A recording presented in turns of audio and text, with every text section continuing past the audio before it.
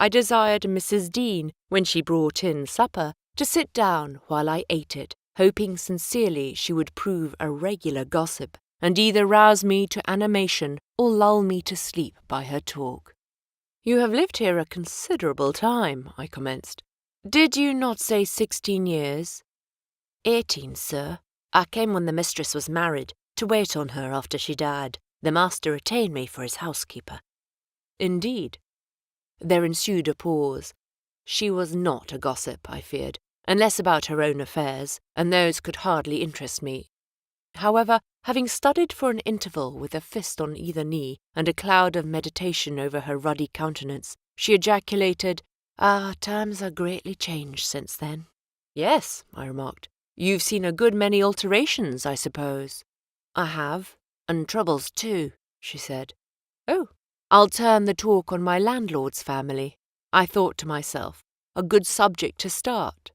And that pretty girl widow, I should like to know her history, whether she be a native of the country or, as is more probable, an exotic that the surly indigeni will not recognise for kin.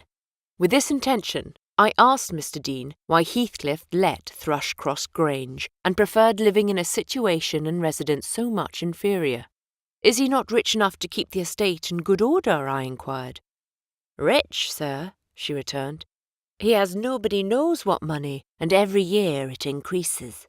Yes, he's rich enough to live in a finer house than this, but he's very near close-handed, and if he had meant to flit to Thrushcross Grange as soon as he had heard of a good tenant, he could not have borne to miss the chance of getting a few hundreds more. It is strange people should be so greedy when they are alone in the world." "He had a son, it seems." "Yes, he had one. He is dead." "And that young lady, Mrs. Heathcliff, is his widow?" "Yes." "Where did she come from originally?" "Why, sir, she is my late master's daughter. Catherine Linton was her maiden name. I nursed her, poor thing. I did wish Mr. Heathcliff would remove here, and then we might have been together again." "What? Catherine Linton?" I exclaimed, astonished. But a minute's reflection convinced me it was not my ghostly Catherine. "Then," I continued, "my predecessor's name was Linton?" "It was." "And who is that Earnshaw, Hareton Earnshaw, who lives with Mr. Heathcliff? Are they relations?" "No, he is the late Mrs. Linton's nephew." "The young lady's cousin, then?" "Yes, and her husband was her cousin also, one on the mother's, the other on the father's side. Heathcliff married Mr. Linton's sister." "I see the house at Wuthering Heights has Earnshaw carved over the front door. Are they an old family?" "Very old, sir. And Hareton is the last of them, as our Miss Cathy is of us. I mean, of the Lintons. Have you been to Wuthering Heights?" "I beg pardon for asking, but I should like to hear how she is."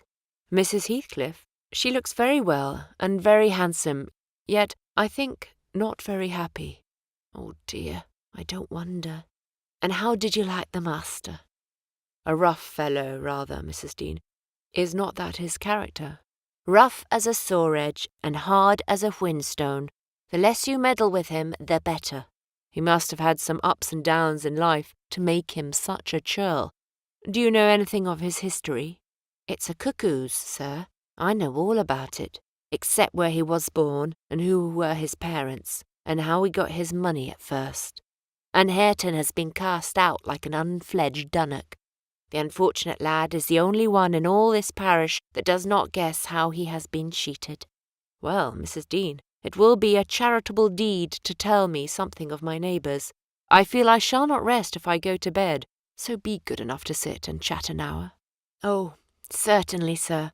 I'll just fetch a little sewing, and then I'll sit as long as you please. But you've caught cold. I saw you shivering, and you must have some gruel to drive it out." The worthy woman bustled off, and I crouched nearer the fire. My head felt hot, and the rest of me chill. Moreover, I was excited almost to a pitch of foolishness through my nerves and brain.